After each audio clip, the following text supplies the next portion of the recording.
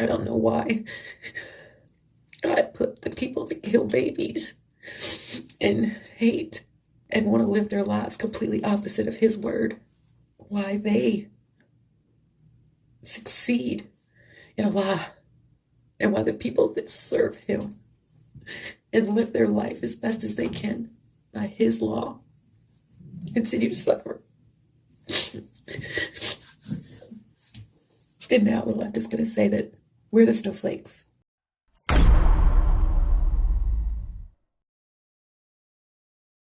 I got full-grown pastors, okay?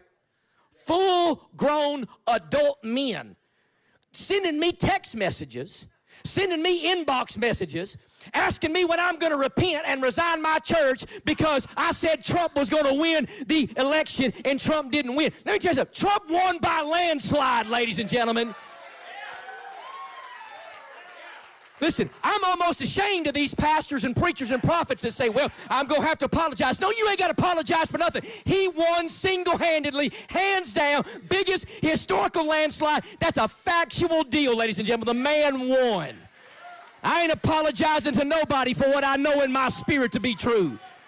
They're tagging me in videos and sending them all around TikTok and talking shit about me, about Trump, about all of us. Is there a way on here? Does anybody know where I can stop them tagging me? If somebody knows, please inbox me. And if anybody else is having this problem, follow me and like. Hey, this message is to President Trump. I don't care if y'all didn't laugh. I really could care less. Trump's smart. He's probably watching all of us. Angel, Trump supporter, a voter. Love you. And you're the best president. All right, check it out. No hate, just facts. So the first day in office, the first person Joe Biden fired was a black man. The Surgeon General. What did he do so wrong to you, Joe Biden? Answer me that question. And then y'all call Donald Trump a racist. Wow. You stole the election, Joe. You stole the election, Sleepy Creepy Joe. And now you're letting your racist side show. You say that you want to unite this country. Stop racism.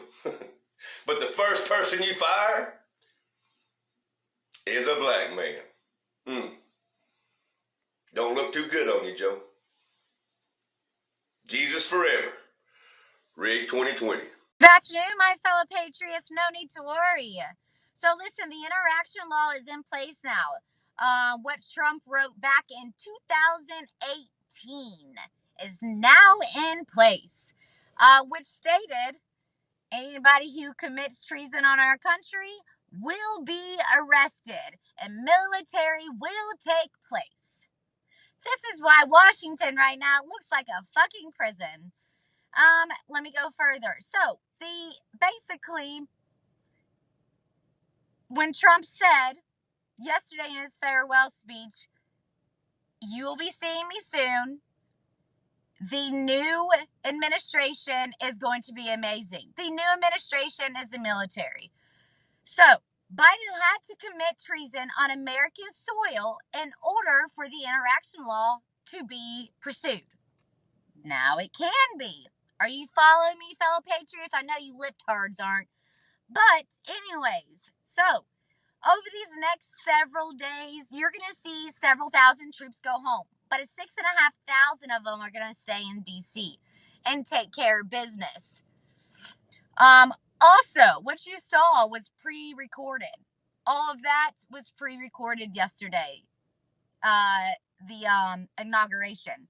Also, the Bible was upside down. Okay? If y'all didn't see that. And if you didn't notice, Obama, Hillary, they were all looking around. Bill Gates is also in all of this too. But, what's his name? Bill Clinton. He was asleep. He didn't have any worries because he's already confessed to Trump about a lot of things. But he will serve prison time. But anyways, back to what I was saying. Sorry, I'm getting text. He had to be inaugurated in order for this act to be taken place, okay? So now that the act is in place, you're going to see a lot of shit go down. That's why the Capitol has all the barbed wires around it on the inside of the fence. It's nothing but wires. It's not over while the military is occupying Washington, D.C. Okay? What has happened? There's been a little ceremony. And we don't know what's going on. We know that the media is cheerfully anointing him. We know that big tech is now inspired and fired up. Y'all, I cried so much. I can't even believe this is real. Like, this world, this isn't what's going to happen to our country. This is sad. And I thought that something was going to happen today, but it didn't. And everybody's on here keeps saying, oh, something's going to happen. Y'all been saying this forever, and I was believing it forever. And I'm tired of getting my hopes up on here, seeing people make these videos and all these people thinking they know stuff and don't. I believe it when I see it. But right now, the only person that can do anything is God. And not only have we been grifted, he was in on this. And my thinking behind all of it is he was the way that these fuckers could use. He was the way to gun confiscation. He identified any dissenters. All of his rhetoric, all of the fucking pushing and hold the line, all of that narrative, he knew it would amp us up. Look at the 6th. That was clearly a trap. It wasn't a trap for any other reason than to justify taking the Second Amendment. It's already happening with the First Amendment. I want you guys to think about this. With everything that's gone on in the past year, and with what's happened with the Capitol, and how they're pushing that narrative, if you were from the outside looking in, it would be a pretty good argument to start confiscating guns. They're smart enough to know that they can't fully take over this country without taking our guns. And some people might ask, well, why the charade? Well, I'll tell you, this entire 4-year charade was simply to identify all of us who they perceived as somebody who would be a dissenter. And that paves the way to taking our guns. It's really as simple as that. I don't know what else to make of it. But it's crystal clear to me that Trump isn't going to drop any fucking receipts. There's not going to be any fucking 11th hour bullshit. Something a lot of people aren't talking about. The inauguration actually happened at 11:50 a.m. Now, what does that mean? Well, it's simple. We can't have two presidents at the same time. So what does that mean for Biden? Well, I want you to go back and look at the video. And I want you to point out all the fencing that's surrounding the Capitol, or the lack thereof. Now I want you to think to yourself, I wonder when they recorded this. The evidence is all in front of you guys. Just go look.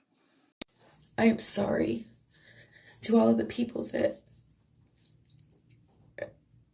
held on and had false hope. I just didn't want people to feel hopeless, and I really had faith that this was gonna turn in our favor. I never believed that God was gonna allow the evil to take over again. I don't understand why.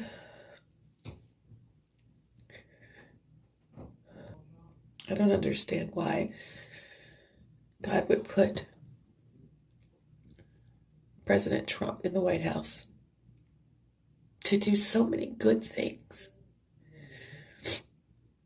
to reveal all of the evilness that was in the world that a lot of us, didn't know the extent of until he pulled the curtains back. And now we just have to live with it. I don't know why. I don't know why God put the people that kill babies and hate and want to live their lives completely opposite of his word, why they succeed in a lie, and why the people that serve him and live their life as best as they can by his law continue to suffer. And now the left is going to say that we're the snowflakes and we're the ones having meltdowns. But it's so different because they were upset because they thought their right to kill their children was going to be taken, and their right to cut their dicks off was going to be taken. We are upset because our lives, our freedoms, everything that we knew for the last 4 years is going to be undone. And everything that was evil, that was exposed, is going to be swept under the... I wanted to see it happen on live TV. I wanted to see him go down, right? You want them to, because it's surreal to think that the election fraud and everything that's going on is so blatantly obvious, and yet they're seemingly getting away with it, right? It doesn't feel real. It's almost unimaginable. I mean, it is unimaginable. But then I got to thinking afterward, because I was so pissed watching it all. It was just making me angry. But then I dug into chatting with other people and looking at some things and looking at some posts and stuff like that. And it made me start to realize that just because the inauguration went through doesn't necessarily mean it's over. Okay, everybody. I am calling for a voice of peace and calm.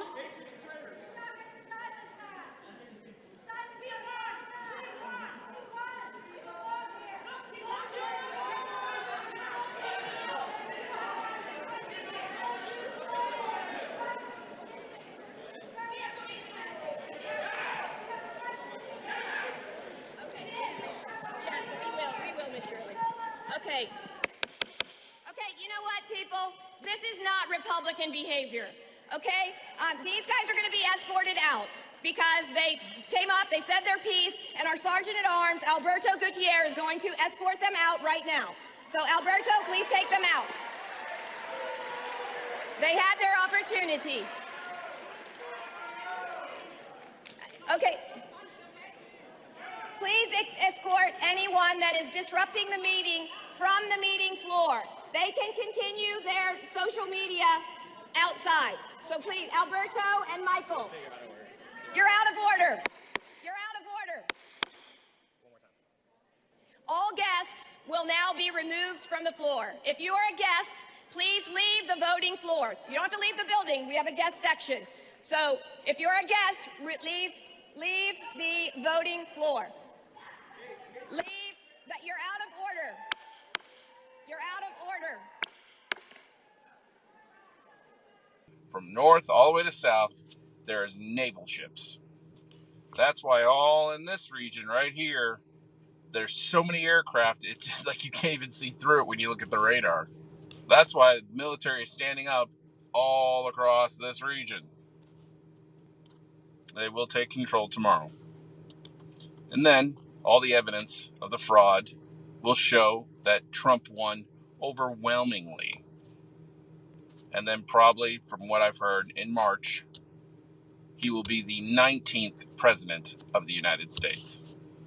The last time we had an actual president of this country was Ulysses S. Grant. Of course, he was the 18th president. So Trump will be the 19th president of the United States. We're the snowflakes, and we're the ones having meltdowns. We're the snowflakes, and we're the ones having meltdowns. We're the snowflakes, and we're the ones having meltdowns. We're the snowflakes, and we're the ones having meltdowns.